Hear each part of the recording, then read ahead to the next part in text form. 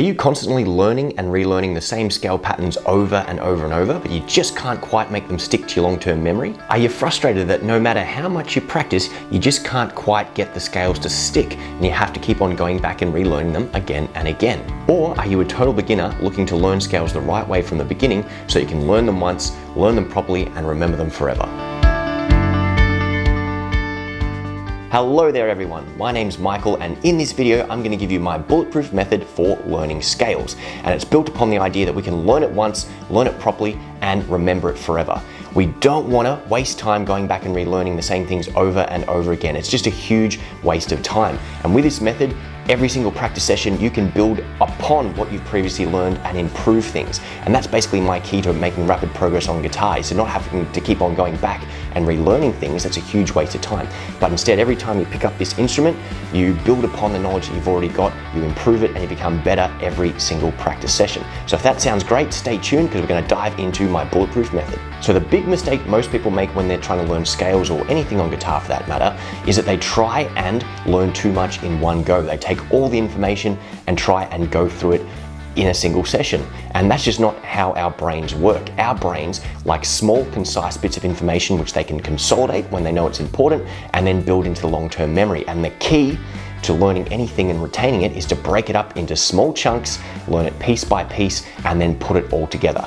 That's a process called chunking, and you can learn really long, complex number patterns or scales, and anything for that matter on the guitar, if you break it down into small enough pieces, work on the pieces in isolation, and then put it together. It's basically taking all the individual parts and making it into a whole. If we take this idea of chunking and apply it to learning scales, then you will quickly and effectively learn and memorize the scales. And the key here is to go string by string.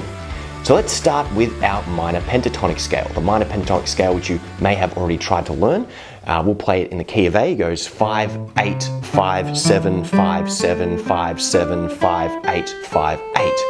Now, whether we're learning the individual fret numbers for the key of A, or whether we're learning a pattern and we're moving around the fretboard, it doesn't really matter at this point. I just want to get you used to the idea of chunking and show you a process for putting the chunks together so that you memorize and retain that scale forever. So the first thing that we want to do is start on string number 6 and just get familiar with the notes on string number 6. In this instance, it's going to be fret 5 and fret 8. So what you need to do is play fret 5 and 8 3 times. Then what happens is you're going to go to string number 5, which plays 5 and 7, and we're going to do that one 3 times. Then we're going to put string number 6 and string number 5 together and get good at playing the scale that way.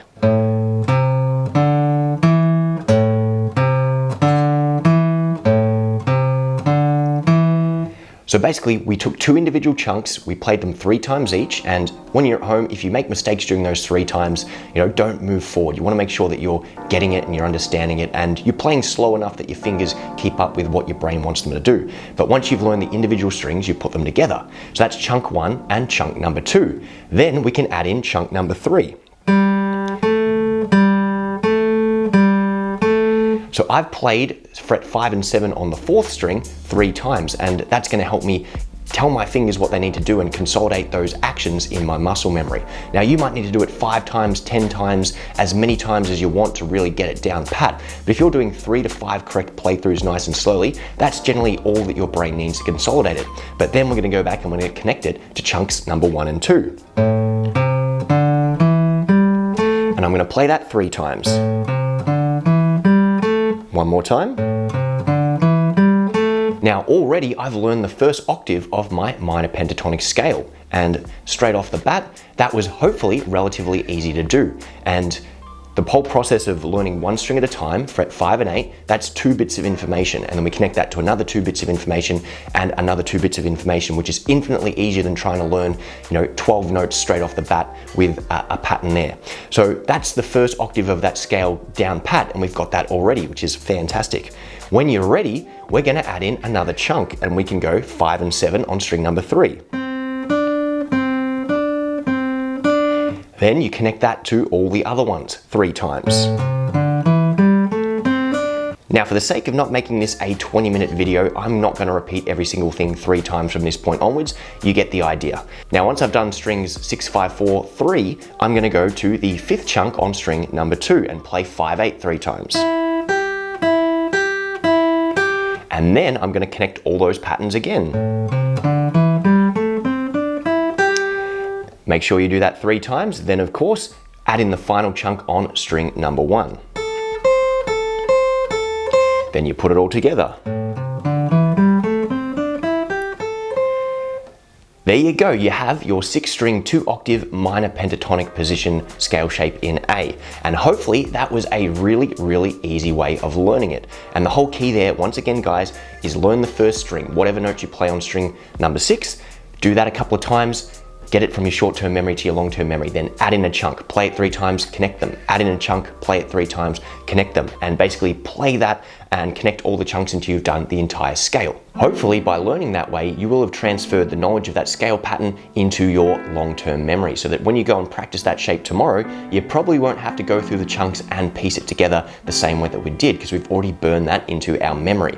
But in the event that you do, just go through the entire process, and it might take, 2, 3, 5 minutes in the first practice session when you learn the scale, but once again, you've learned it once, you've learned it properly, you've invested a lot of time up front to learn it and memorize it correctly so that you've got it forever, as opposed to not putting in much effort, rushing through learning it and practicing the scale shapes and then having to relearn them over and over again, which leaves you being frustrated and not feeling all that motivated to practice scales. So that's everything that you need to learn your scale shapes. And you can apply that to any of the pentatonic scales and patterns and modes, or any of the major scales and its modes, and any scale that you learn on the guitar, as well as arpeggio patterns and a ton of other things. One last little word with the problem shooting is if you're having trouble putting all 6 chunks together, you can still divide it up into smaller patterns. You might want to practice 6 and 5, 4 and 3, and 2 and 1. Then you can put it all together again. You might want to do chunks of 3.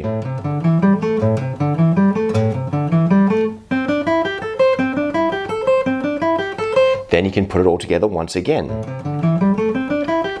So everyone's different, everyone has different brain function and memory capacity, and you just got to find out what is the right number of repetitions for you, and what is the right breaking down of chunks. And what will happen in the beginning, learning 2 notes to 4 notes will be overwhelming, but as you progress, as you develop your memory capacity, as you get used to learning in this way, the amount of information you can take in will dramatically increase. I remember it used to take me like months to learn basic things and memorize basic things, and now these days I can memorize huge amounts of information in only a couple of minutes. So your memory capacity will actually develop the more you train your brain to learn this way. But guys, that is the minor pentatonic pattern and my bulletproof method for learning how to play scales and memorize patterns.